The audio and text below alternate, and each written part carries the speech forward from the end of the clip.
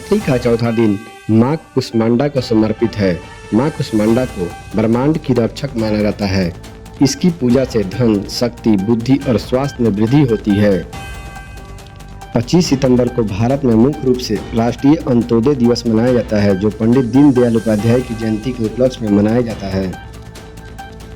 लेह में छठी अनुसूची और पूर्ण राज्य की मांग को लेकर चल रहे बंद के दौरान प्रदर्शन हिंसा हो गया। पुलिस ने लाठीचार्ज और आंसू गैस का इस्तेमाल किया। प्रदर्शनकारियों ने भाजपा कार्यालय के बाहर एक सुरक्षा वाहन में आग लगा दी। अवैध सट्टेबाजी ऐप मामले में अभिनेता सोनू सूद आज ईडी कार्यालय पहुंचे हैं। प्रवर्तन निदेशालय ने अवैध सट्टेबाजी ऐप 1xBet के मामले में पूछताछ के लिए बॉलीवुड अभिनेता सोनू सूद को तलब किया है। इससे पहले इस मामले में अभिनेत्री अन्वेषी जैन और क्रिकेटर युवराज सिंह भी ईडी के सामने तलब हो चुके हैं। भारत ही नहीं बल्कि दुनिया भर के देशों में हर रोज एक बड़ी संख्या में हवाई जहाज उड़ान भरते हैं और अपने गंतव्य तक पहुंचते हैं। पर बीते दिनों उस वक्त हर कोई हैरान रह गया जब एक बच्चा लैंडिंग गियर में छिपकर भारत आ गया। दरअसल काबुल से दिल्ली आ रही एक फ्लाइट के लैंडिंग गियर में कंपार्टमेंट 13 साल का अफगानी बच्चा छिपकर दिल्ली पहुंच गया। केंद्रीय कैबिनेट ने रेलवे कर्मचारियों के लिए एक महत्वपूर्ण निर्णय लिया है। 10.91 लाख से अधिक रेल कर्मचारियों को 78 दिनों के उत्पादकता से जुड़े बोनस के रूप में 1865.68 करोड़ रुपए का भुगतान किया जाएगा। इस फैसले से रेलवे कर्मचारियों को आर्थिक रूप से लाभ होगा और उनकी कार्य क्षमता में सुधार होगा। यह निर्णय सरकार के कर्मचारी कल्याण के प्रति प्रतिबद्धता को दर्शाता है। चुनाव आयोग ने जम्मू और कश्मीर में राज्यसभा की 4 सीटों के लिए द्विवर्षीय चुनावों की घोषणा की है, जो सदस्यों के सेवानिवृत्त होने के बाद खाली हुई है। जम्मू कश्मीर पुनर्गठन अधिनियम 2019 के बाद विधायकी निर्वाचन क्षेत्र की अनुपस्थिति के कारण ये सीटें खाली थी।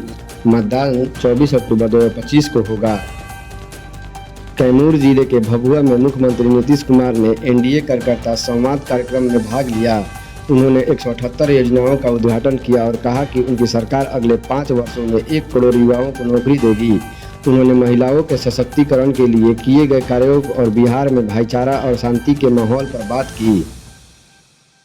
उत्तराखंड के काशीपुर में आई लव मोहम्मद जुलूस के दौरान हुए बवाल पर मुख्यमंत्री पुष्कर सिंह धामी ने सख्त रुख अपनाया है। उन्होंने कहा है कि दंगाइयों को बख्शा नहीं जाएगा और नुकसान की भरपाई उनसे ही कराई जाएगी। पुलिस ने 500 से अधिक लोगों पर मुकदमा दर्ज किया है, जिसमें कई गिरफ्तार हुई है जबकि कुछ आरोपी अभी फरार है। छत्तीसगढ़ के दंतेवाड़ा में 71 नक्सलियों ने आत्मसमर्पण किया, जिनमें से 30 पर 64 लाख का इनाम था। आत्मसमर्पण करने वालों में कई नक्सली कमांडर भी शामिल है, जिन पर जंगल काटने और पुलिस से मुठभेड़ जैसे आरोप थे। पुलिस महानिरीक्षक सुंदर राज पी और एसपी गौरव राज के नेतृत्व में यह अभियान चलाया गया। आत्मसमर्पण करने वाले नक्सलियों को पुनर्वास निधि के तहत लाभ मिलेगा। सुप्रीम कोर्ट ने कमजोर होते हिमालयी पारिस्थितिकी तंत्र पर चिंता जताई है। मानसून में भारी बारिश के कारण हिमाचल प्रदेश में गंभीर प्रभाव पड़ा है, जिससे जान माल की भारी नुकसान हुआ है। कोर्ट ने हिमाचल प्रदेश को 28 अक्टूबर तक विस्तृत रिपोर्ट तैयार करने का आदेश दिया है, जिसमें आपदाओं के कारण जलवायु परिवर्तन नियंत्रण, सड़कों का डेटा और खनन जैसे मुद्दे शामिल हो। श्री S.L. भरैया जी के निधन से हमने एक ऐसे प्रखर व्यक्ति को खो दिया, जिन्होंने हमारी अंतरात्मा को झकझोर दिया और भारत की आत्मा में गहराई से उतर गए। निडर और कालजयी विचारक, उन्होंने अपनी विचार उत्तेजक रचनाओं से कन्नड़ साहित्य को गहन रूप से समृद्ध किया। उनके लेखन से पीढ़ियों को चिंतन, प्रश्न करने और समाज के साथ अधिक गहराई से जुड़ने के लिए प्रेरित किया। हमारे इतिहास और संस्कृति के प्रति उनका अटूट जुनून आने वाले वर्षों तक लोगों को प्रेरित करता रहेगा। इस दुखद घड़ी में मेरी संवेदनाएं उनके परिवार और प्रशंसकों के साथ है। ओम शांति। प्रधानमंत्री श्री नरेंद्र मोदी ने आज सऊदी अरब के ग्रैंड मुफ्ती शेख अब्दुल अजीज बिन अब्दुल्ला बिन मोहम्मद अल शेख निधन पर शोक व्यक्त किया।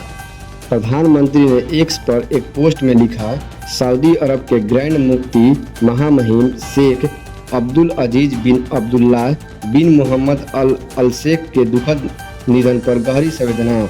दुख की इस घड़ी में हमारी संवेदनाएं और प्रार्थनाएं सऊदी अरब और वहां के लोगों के साथ है। रक्षा मंत्री श्री राजनाथ सिंह और मोरक्को के रक्षा मंत्री श्री अब्देल तलीब लौदी ने 23 सितंबर 2025 को मोरक्को के बेरेकिट में टाटा एडवांस सिस्टम लिमिटेड के आधुनिक रक्षा विनिर्माण सुविधा केंद्र का संयुक्त रूप से उद्घाटन किया। उन्होंने इस अवसर को भारत और मोरक्को के बीच विकसित हो रही रणनीतिक साझेदारी में एक ऐतिहासिक क्षण बताया। सरकार के समुद्री अमृतकाल विजन 2047 के तहत रक्षा मंत्रालय के रक्षा सार्वजनिक क्षेत्र उपक्रम मझगांव डक शिपयार्ड लिमिटेड ने भारत के पूर्वी तट पर एक विश्व स्तरीय ग्रीनफील्ड शिपयार्ड के विकास की संभावनाओं का पता लगाने के लिए 19 सितंबर 2025 को निवेश संवर्धन और सुविधा के लिए राज्य की नोडल एजेंसी गाइडलाइंस तमिलनाडु के साथ एक समझौता ज्ञापन पर हस्ताक्षर किए गए हैं। केंद्रीय गृह एवं सहकारिता मंत्री श्री अमित शाह ने आज गुजरात के गांधीनगर जिले के कुल 144 करोड़ रुपए की लागत से कलोल नगरपालिका के विभिन्न विकास कार्यों का शिलान्यास एवं लोकार्पण किया। इस अवसर पर अनेक गणमान्य व्यक्ति उपस्थित थे। गुरु गोविंद सिंह इंद्रप्रस्थ विश्वविद्यालय में शुरू हुआ फिल्म स्कूल, महेश भट्ट और अनु मलिक बने मुख्य अतिथि। गुरु गोविंद सिंह इंद्रप्रस्थ विश्वविद्यालय ने बुधवार को अपने पूर्व कैंपस में एक फिल्म स्कूल की शुरुआत की घोषणा की। इस कार्यक्रम में मुख्य अतिथि प्रसिद्ध फिल्म निर्देशक महेश भट्ट और संगीतकार अनु मलिक रहे। विश्वविद्यालय का उद्देश्य उत्तर भारत में फिल्म निर्माण के प्रशिक्षण को एक नया आयाम देना है, जहां अभी ऐसे संस्थानों की कमी है। इस सत्र से सर्टिफिकेट कोर्स शुरू किए जाएंगे, जबकि अगले सत्र तक स्नातक स्तर के पाठ्यक्रम शुरू होंगे। कुलपति प्रोफेसर महेश वर्मा ने बताया कि इस पहल के तहत मोबाइल फिल्म मेकिंग और शॉर्ट फिल्म मेकिंग जैसे कोर्स शुरू किए जाएंगे और एक फिल्म महोत्सव भी आयोजित किया जाएगा। महेश भट्ट ने छात्रों को संबोधित करते हुए कहा कि फिल्में समाज का आईना होती है और सफलता के लिए अपने सपने देखना जरूरी है। कार्यक्रम में महेश भट्ट की पटकथा वाली फिल्म तू मेरे पूरी कहानी का ट्रेलर भी रिलीज किया गया।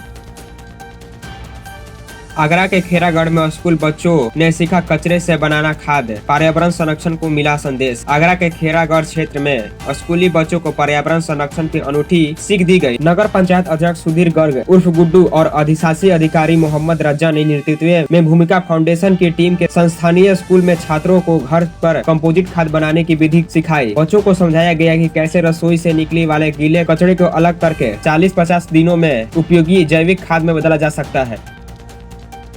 नुआ बीआरसी भवन में शिक्षा की गुणवत्ता पर हुई चर्चा। बीईओ ने ली विद्यालयों की हालत की जानकारी। कैमूर जिले के रामगढ़ प्रखंड के नुआब स्थित बीआरसी ब्लॉक रिसर्च सेंटर भवन में शुक्रवार को विद्यालय की शैक्षणिक व्यवस्था और शिक्षा की गुणवत्ता पर एक महत्वपूर्ण बैठक आयोजित की गई। ब्लॉक के शिक्षा पदाधिकारी बीईओ श्री अजय कुमार ने बैठक की अध्यक्षता करते हुए प्रखंड के विभिन्न विद्यालयों की वर्तमान शैक्षणिक स्थिति, छात्रों की उपस्थिति और शिक्षण कार्यों को विस्तार से जानकारी ली। बीईओ ने शिक्षकों को निर्देश दिया कि वे पाठ्यक्रम को निर्धारित समय सीमा में पूरा कराने के साथ साथ छात्रों को सिखाने का स्तर पर भी विशेष ध्यान दें। उन्होंने शिक्षण की गुणवत्ता में सुधार लाने, स्मार्ट क्लासेज के प्रभावी उपयोग और स्कूलों की बुनियादी सुविधाओं को दुरुस्त रखने पर जोर दिया। इस बैठक में प्रखंड के कई स्कूल प्रधानाध्यापकों और शिक्षकों ने भाग लेकर अपने अपने विद्यालयों की चुनौतियों और उपलब्धियों को अवगत कराया।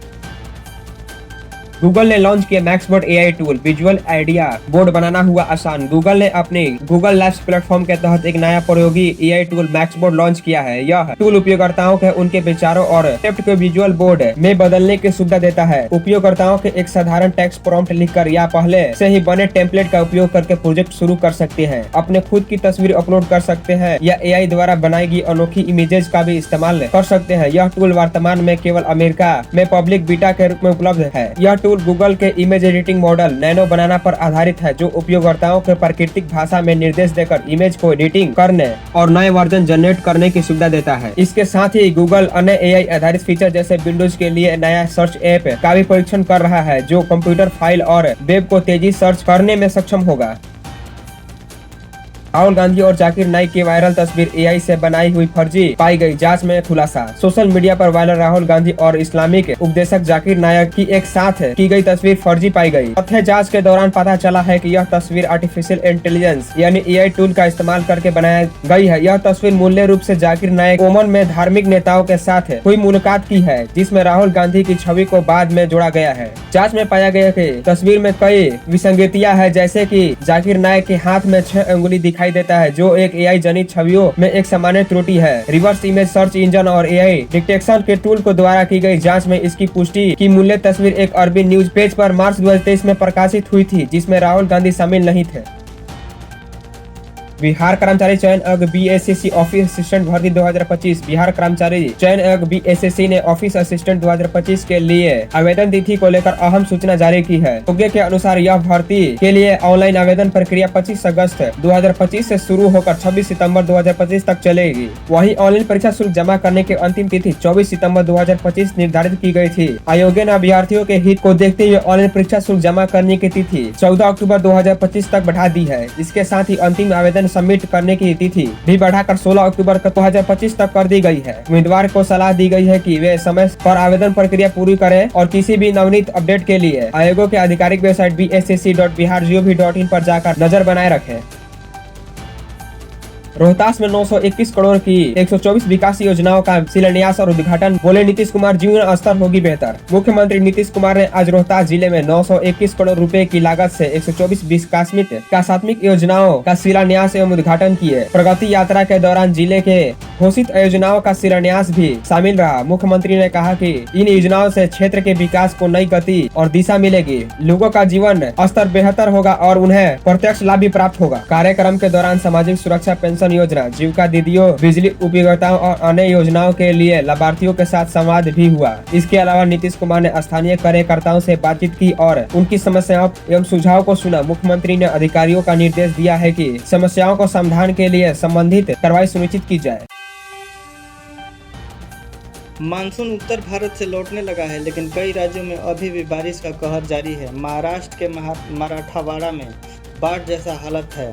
मौसम विभाग ने उड़ीसा और छत्तीसगढ़ के कुछ हिस्सों में भारी बारिश के कारण ऑरेंज अलर्ट जारी किया है। पश्चिम बंगाल में बारिश से 10 लोगों की मौत हो गई है और कई जिलों में बाढ़ आ गया है। आइए जानते हैं पूरे देश में मौसम का हाल।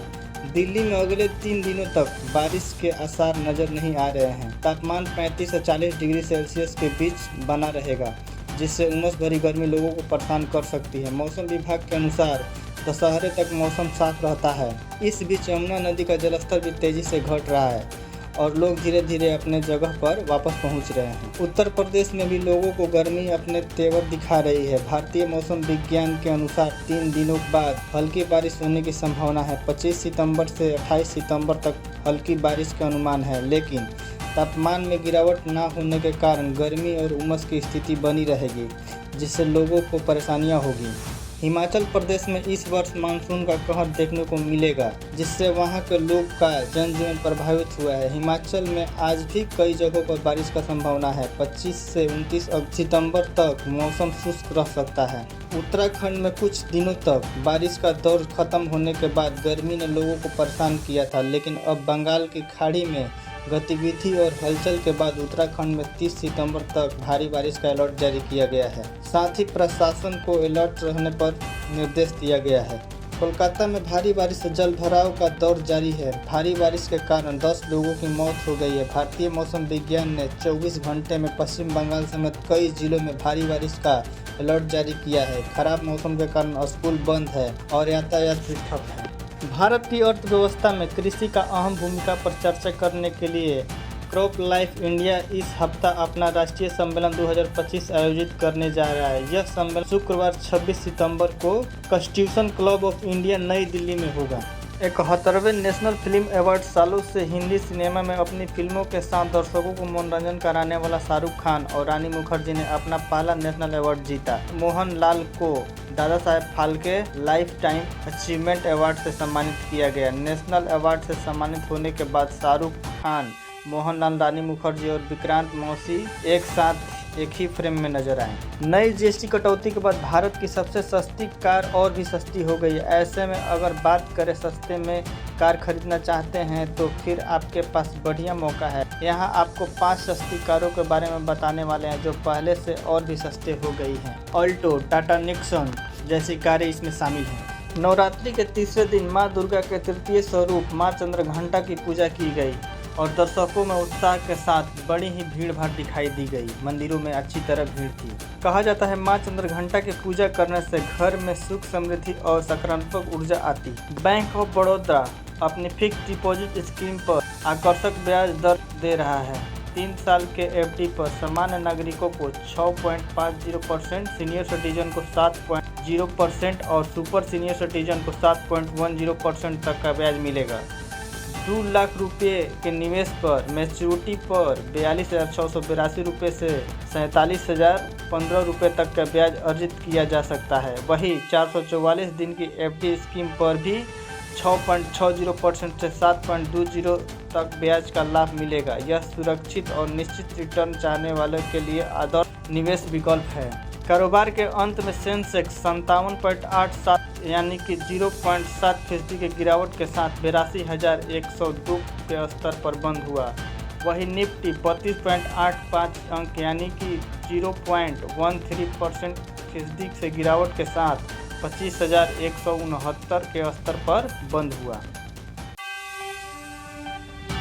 भारतीय अंतरिक्ष यात्री शुभांशु शुक्ला ने स्पेस का अपना एक मजेदार वीडियो शेयर किया है। वीडियो में शुभांशु कैमरे का लेंस बदलते हुए दिख रहे हैं और बता रहे हैं कि स्पेस में किसी भी चीज को आप हवा में तैराता हुआ छोड़ सकते हैं। उन्होंने लिखा कि मानो ना मानो इस फ्रेम में आप जो कुछ भी देख रहे हैं वो गिर रहा है। साथ ही उन्होंने लिखा कि अंतरिक्ष में तैरना वास्तव में गिरना ही है।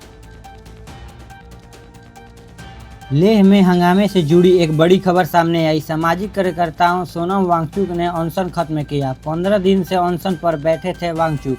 उन्होंने युवाओं से भी शांति की अपील की। उन्होंने कहा कि युवाओं से अपील करता हूं कि शांति के रास्ते पर चलें, हिंसा के रास्ते पर न चलें। आपको बता दें कि लेह में छात्र सोनम वांगचुक ने समर्थन में केंद्र सरकार के खिलाफ विरोध प्रदर्शन कर रहे हैं। जेनजेड लद्दाख में पूर्ण राज्य की मांग कर रहे हैं। न्यूयॉर्क में फ्रांस के राष्ट्रपति इमैनुअल मैक्रोन की कार पुलिस ने रोकी क्योंकि अमेरिकी राष्ट्रपति डोनाल्ड ट्रंप के काफिले के लिए रास्ता बंद किया गया था। मैक्रोन ने गाड़ी से उतरकर डोनाल्ड ट्रंप को फोन कर रास्ता खोलने की गुजारिश की। बातचीत हंसी खुशी में हुई। इस घटना के बाद मैक्रोन ने महासभा में फिलिस्तीनी को स्वतंत्र राज्य के रूप में मान्यता देने की घोषणा की। जेल से बाहर आते ही सपा नेता आजम खान की रामपुर पुलिसकर्मियों से कहा सुनी हो गई। सीतापुर से रामपुर पहुंचने पर आजम खान के साथ चल रही गाड़ियों के लंबे काफिले पर पुलिस ने आपत्ति जताई। आजम खान ने कहा कि ये लोग आम आदमी हैं। वहीं पुलिस ने ट्रैफिक नियम तोड़ने पर 73 गाड़ियों को करीब 1.5 लाख रुपए का चालान कर दिया। नवरात्र के पहले 2 दिन सोने की कीमत में बढ़ोतरी के बाद आज तीसरे दिन गिरावट देखने को मिली है। India Boolean and jewellers association के मुताबिक भारतीय सरफरा बाजार में आज सोना चांदी सस्ता हुआ है। ताजा कीमतों की बात करें तो 999 शुद्धता वाले 24 कैरेट सोने का रेट 1,14,044 रुपये प्रति 10 ग्राम तक आ गया है। वही 999 शुद्धता वाली चांदी भी सस्ती होने के साथ 1,34,905 रुपये किलो है। आज चंद्र और मंगल की युति के कारण मेष, मिथुन और मीन राशि वालों को विशेष रूप से लाभ मिल सकता है। धनु राशि आर्थिक मामलों में सावधानी रखें, संतान से सुखद समाचार की संभावना है। मकर राशि कार्य क्षेत्र में फैसलों को सोच समझ कर लें, प्रेम जीवन भी सकारात्मक रूप से प्रभावित होगा। वृषभ राशि व्यवसाय में लाभ की संभावना है, शिक्षा क्षेत्र में जड़े लोगों के आय में वृद्धि हो सकती है। कुंभ राशि दिन थोड़ा व्यस्त रहेगा, पैसों की लेन देन में सतर्क रहें।